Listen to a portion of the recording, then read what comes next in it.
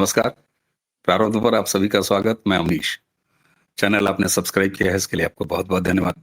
Videos को आप लगातार लाइक कर रहे हैं इसके लिए भी धन्यवाद। शेयर करते रहिए और हाँ, चैनल के बेल आइकन को ज़रूर दबा के रखिए ताकि किसी भी अपलोड की सूचना सीधे आपको सबसे पहले मिले। मेरी आवाज़ में थोड़ी-सा बदलाव होगा, मौसम का असर है, यात्राओं का असर है, लेकिन मैं अब अपने ठिकाने पर लौट आया हूँ इसलिए परंपरागत स्वागत वाली थाली व्यालोक जी के लिए वो हमारे अड्डे पर मौजूद है। उस थाली को लेके व्यालोक जी का स्वागत कर लेते हैं। फूल, चंदन, पुष्प, माला, उसी के साथ आजकल लोगों ने नैवेद्य जोड़ दिया है, पान भी कुछ लोग जोड़ रहे हैं। चलिए आज मिथिला का पाग भी इनको समर्पित करते हैं। व्यालोक जी बहुत-बहुत स्वागत, नमस्कार।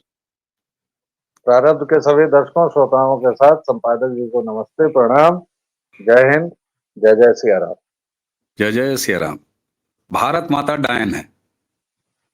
एक बार और बोलूं, भारत माता डायन है। कुछ याद आया दर्शकों आपको? आजम खान, मुल्ला मुलायम सिंह यादव का पाले हुआ एक ऐसा मजहबी फिगर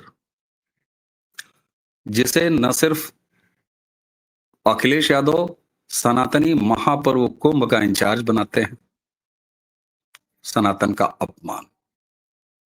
चलिए छोड़ दीजिए सनातन का अपमान, हिंदू धर्म का अपमान, ये तो फितरत है। गोलियां राम भक्तों को मरवाना, 16 क्या 37, 50 हिंदुओं को गोली मरवाता क्योंकि मुसलमानों का मोरल डाउन था। मुलायम सिंह यादव, एक बड़ी श्रृंखला है सनातन को बदनाम करने की। लोग मंदिरों में लड़कियां छेड़ने जाते हैं, राहुल गांधी और उस राहुल के विपक्षी परंपरा के ये सारे कील कांटे हैं। लेकिन आपको तौकीर रजा भी याद होगा, मौलाना तौकीर रजा। समय बदल गया है साहब, कालचक्र बदल गया है और सबके अपने अपने प्रारब्ध हैं और ये बातें आप प्रारब्ध पर देख रहे हैं। तौकीर रजा, उसको कानूनी जहन्नुम का टिकट योगी आदित्यनाथ ने रसीद करा दिया है और उसकी जमानत नहीं हो रही। आजम खान जेल से निकला, उसका बेटा भी जेल से निकला, पत्नी भी अंदर थी, वो भी निकली। लेकिन जो अपराध किए हैं उन अपराधों की सजा, और अपराध भी कैसे कैसे। 2 पैन कार्ड रखना, जी हाँ, 7 साल की जेल हुई है आजम खान और आजम खान के बेटे को। आरोप, एक ही समय में 2 पैन कार्ड क्यों रखना भाई? एक तरफ कहते हो कागज नहीं दिखाएंगे, हमारे पास कोई कागज नहीं है, और हकीकत यह है कि 2-2 पैन कार्ड रखते हो। तो साहब 7 साल की सजा हो गई और किसी भी समय आजम खान और उनका बेटा एक बार फिर जेल के भीतर। योगी आदित्यनाथ कहते हैं गजवा हिंद का सपना पालोगे तो जहन्नुम का टिकट रसीद कराएंगे। वो जहन्नुम कोई जरूरी नहीं है ऊपर वाला ही जहन्नुम। वो जहन्नुम क्या है? कानूनी जहन्नुम, संवैधानिक जहन्नुम, जेल के सीचे में बंद। भारत माता डायन है। अब अखिलेश यादव क्या करेंगे? पिछली बार अखिलेश यादव आजम खान को मक्खन नहीं लगाने पर कोसे जा रहे थे, कुंदरकी करके दिखा दिया। अभी अभी आप लोगों ने बिहार में मजा चखा दिया। एमओआई समीकरण को, मुस्लिम यादव समीकरण को बिहार में आप लोगों ने सर नीतीश कुमार के नेतृत्व में महिला और यूथ का समीकरण बता दिया। हमें गर्व है कि प्रारब्ध के इस मंच पर 4 महीने से हम नीतीश कुमार के एमवाई संस्करण समीकरण पर बात कर रहे थे और कह रहे थे नीतीश कुमार के पास एक एमवाई समीकरण है। प्रारब्ध के वीडियो उठा के देख लीजिए दर्शकों, जिसमें हमने कहा कि महिला और यूथ ये नीतीश के साथ है। और हमें गर्व होता है कि प्रधानमंत्री जी तक ये बात कैसे पहुंची हम नहीं जानते, ठीक है, हम क्लेम भी नहीं करते, लेकिन प्रधानमंत्री जी ने भी कहा है एमवाई समीकरण बदल गया और अब ये महिला और यूथ समीकरण हो गया। उत्तर प्रदेश में इसकी छाया आ रही है। अखिलेश यादव पौराए घूम रहे हैं। क्यों? क्योंकि योगी आदित्यनाथ के साथ भी एक एमवाई समीकरण तैयार हो चुका है। कानून और व्यवस्था, महिलाओं को सीधे सीधे हर योजनाओं का लाभ, बहू बहन बेटियों की इज्जत का सुरक्षित होना, ये होता है योगी आदित्यनाथ का एम। और दूसरा, राहुल गांधी से 1 साल छोटे हैं, जो 100 बार लॉन्च होके अधेड़ हो चुके हैं। तो क्या योगी आदित्यनाथ युवा नहीं है? राहुल अगर युवा नेता है तो योगी आदित्यनाथ। बनते हुए तमाम अस्पताल, रोजगार के तमाम साधन, बड़े बड़े इन्वेस्टमेंट, हाईवेज, एयरपोर्ट्स, यूनिवर्सिटीज, तो युवाओं का एक नया समीकरण। बिहार को ये क्रेडिट जाता है कि उसने एक नया MY समीकरण, जो कि उत्तर प्रदेश में भी चलता था और बिहार में भी, उसको ध्वस्त करते हुए महिला और यूथ का बनाया है। कुंदरकी जब हुआ और मुलायम की विरासत वाली राजनीति को भी आलोक जी, अखिलेश यादव पर यह था कि मुसलमान नाराज हैं, कहले हमारे आजम चचा को पूछा नहीं, जेल में जाके उनको तुमने भेली पूछा नहीं, रोज सुबह शाम चाय नहीं पूछा। अब निकले थे तो थोड़ा बहुत सोहरा रहे थे एक दूसरे को दोनों, लेकिन फिर योगी जी ने कानूनी जहन्नुम का टिकट रसीद करवा दिया। और योगी जी ने नहीं, ये तो अदालत का फैसला है, बहुत सारे लोग कहेंगे, लेकिन अदालत के फैसले कब आते हैं? जब बढ़िया से फाइल तैयार होती है। तो योगी जी ने बढ़िया से फाइल तैयार की, मुर्गी चोर, बकरी चोर, किताब चोर, न जाने क्या क्या चोर, आजम खान एक बार फिर फर्जी पने के मामले में जेल के भीतर जाने को तैयार। एम समीकरण तो बहुत बुरी तरह धराशायी होने की पृष्ठभूमि यहाँ बन गई। क्या कहेंगे व्यालोक जी? दर्शक कहेंगे 6 मिनट आप ही बोल लिए, लेकिन बोलना बहुत जरूरी है। सर ऐसा है कि इस एम समीकरण के ध्वस्त होने से कोई खुशी की जरूरत नहीं है, और एम समीकरण अभी ध्वस्त भी नहीं हुआ है। थोड़ा सा पहले हारमोनियम लेके इधर उधर निकल जाता हूँ, इससे पहले कि आप मेरी गर्दन में फांस डालकर फिर से मुझे विषय पर खींच लाएं। देखिए, जहालत की ये जो दुकान है, 1400 वर्षों पहले का जो वायरस है, ये ऐसा नासूर है कि वो आजम खान हो, तौकीर रजा हो, या फिर जावेद अख्तर हो, ये सब के सब वही हैं। पंचर बनाने वाला अब्दुल हो, खुद को बैरिस्टर एडवोकेट कहने वाला ओवैसी हो, कोई भी हो, मैं एक सामान्य सा प्रश्न पूछता हूं अपने सभी मोहम्मडन लोगों से। दिल्ली में इतनी भयंकर बात हुई, बम ब्लास्ट हुआ, कई लोग मरे, कई घायल हुए। एक वाक्य में, एक वाक्य में किसी मोहम्मडन ने, चाहे वो नेता हो, अभिनेता हो, सामान्य व्यक्ति हो, अब्दुल हो, जिहादी हो, क्या किसी मोहम्मडन ने एक वाक्य में कहा कि ये लानत के लायक काम है, इस्लाम का होने पर हमें आज शर्मिंदगी है क्योंकि इस्लाम के नाम पर ये किया? उसको छोड़िए साहब, 26/11 को इन्होंने संघियों की करतूत बता दी। उसको भी छोड़िए साहब, अमेरिका ट्विन टावर्स, आज तक मुझे नहीं याद है कि मोहम्मदन नेताओं ने या प्रवक्ताओं ने उनके हितों को बार बार इस देश में दबाया जा रहा है ऐसा कहने वाले किसी कौमी वामी कांग्रेस लीग ने एक सुर में, एक वाक्य में आप निंदा नहीं कर सकते हैं। अभी मैं आपको एक बात बताऊं दर्शकों, मैं JNU के एक ग्रुप में था। आप सोचिए, JNU के पढ़े लिखे लोग जो आज बड़े बड़े पदों पर, कोई गृह सचिव हैं, कोई कहीं DIG हैं, कोई कुछ हैं, और उस ग्रुप में मोहम्मदन नहीं है। मैंने एक वाक्य लिखा और उस वाक्य में मैंने लिखा रंगीला रसूल नेहरू। भाई साहब, इससे वो लोग प्रभावित हो गए। अरे नेहरू को मैं कह रहा हूं भाई, और उस पर वो लोग 4 बीघे का वो पोस्ट लिख के, और उसमें पहले जो तमाम उपाधियां देते हैं अपने पैगंबर के बारे में, वो नाम देके, और अरबी और उर्दू में लिख के, वो सब बाकायदा टेक्सचुअल, जो बाकायदा, क्योंकि ये लोग मोहम्मदन जो हैं, ये मोहम्मद का नाम सीधे नहीं लेते हैं, ये अपने संदेशवाहक के नाम पर या तो पैगंबर साहब, हजरत, या सल्लल्लाहु अलैहि वसल्लम, कुछ ऐसा कह के उसको करते हैं।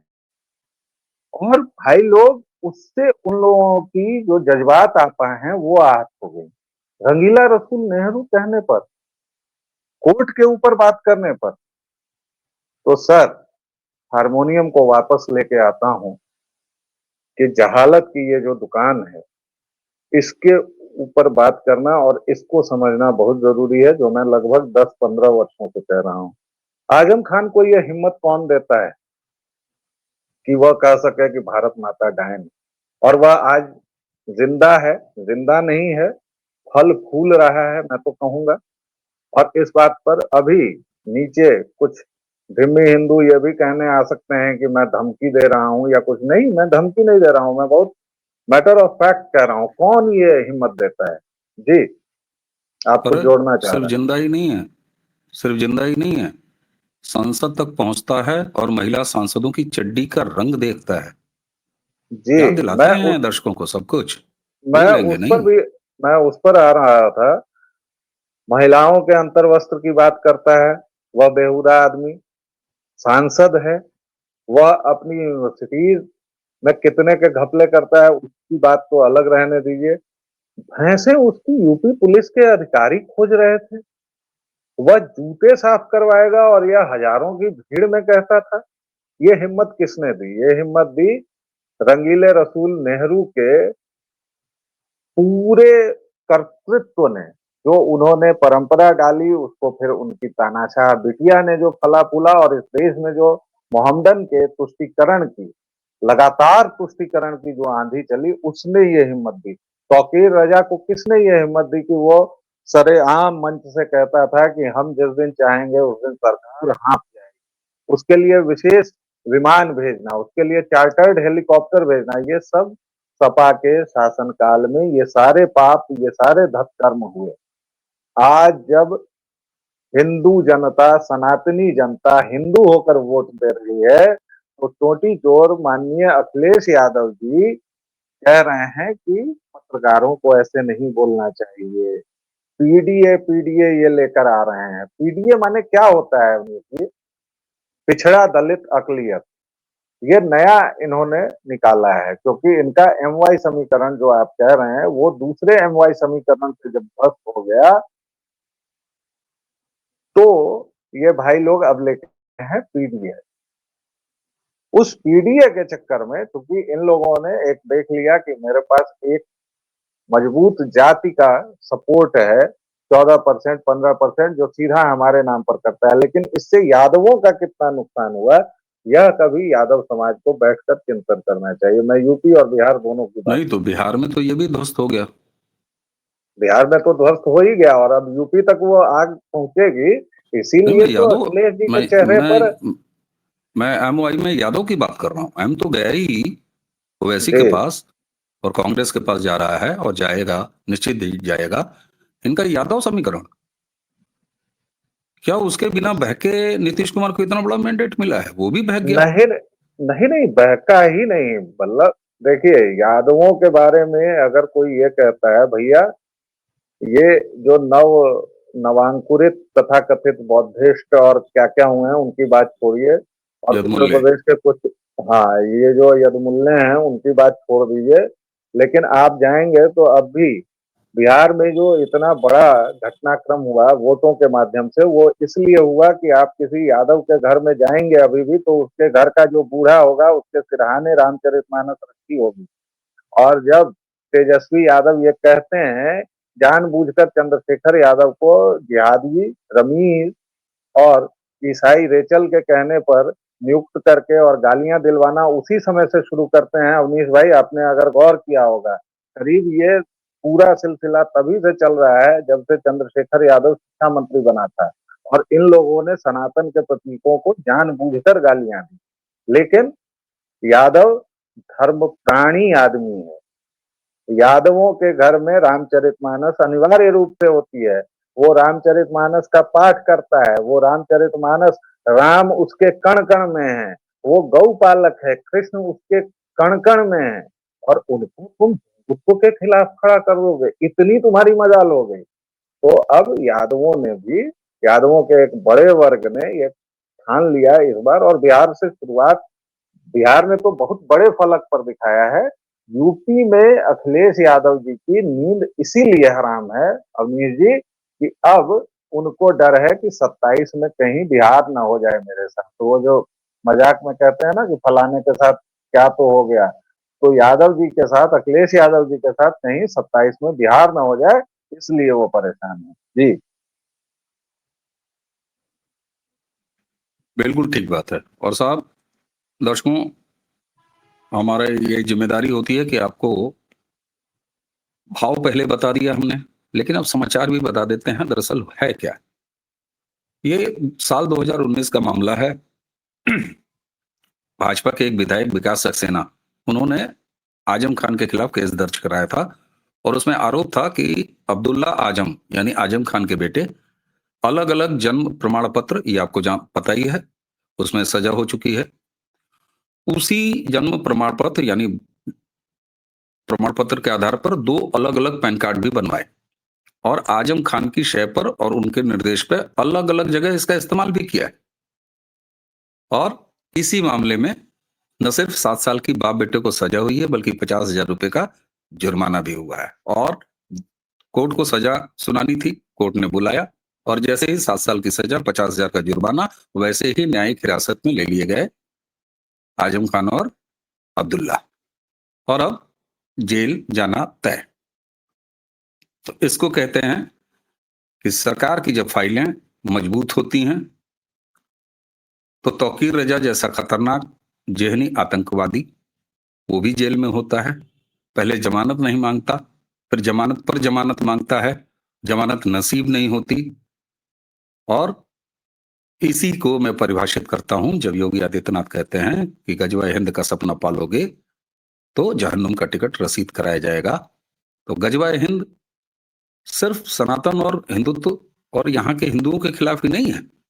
गजवा हिंद हम उसको मानते हैं, हमारे राष्ट्र के खिलाफ अगर तुम कोई काम करते हो, हमारे राष्ट्र को जलाने की कोई बात करते हो, भारत को विकृत करने की बात करते हो, ये भी गजवा हिंद है। क्यों? क्योंकि हमारे लिए हमारे धर्म और हमारा देश ही हमारा धर्म है, हमारा राष्ट्र ही हमारा धर्म है। ये है सनातन। उसे अपना झंडा ऊपर नीचे रखने की आवश्यकता नहीं होती। इसलिए आजम खान, जिसने कभी कहा था भारत में एक गायन है, दर्शकों सच बताऊं, मैं उस उम्र से आता हूं जब हमने अखबारों में ये पढ़ा था। हमारे पास सोशल मीडिया का कोई मंच नहीं था जहां हम अपनी बात कहें। आप सब दर्शक भाग्यशाली हैं, हम सब भाग्यशाली हैं कि आज लोक मीडिया है। क्यों लोग जी रो के रह जाते थे, कसक के रह जाते थे अखबारों में पढ़ के कि हमारे भारत के बारे में क्या क्या कहा जा रहा है। हमारे जंजे ऐसे लोग जो 40 की उम्र में हैं, अरे हम भी कोई 70 वाले नहीं हैं, 50 पे चल रहे हैं, 51 पे चल रहे हैं। हम सब भाग्यशाली हैं अरे सर। अरे हमारे आप पास युवा लोक हैं मीडिया है। सर। राहुल विंची ने ये मौका हम सबको दे दिया है कि हम लोग अगले 12 साल युवा ही रहें। जी हाँ, और आपको पता है मैं और योगी आदित्यनाथ एक ही साल के हैं।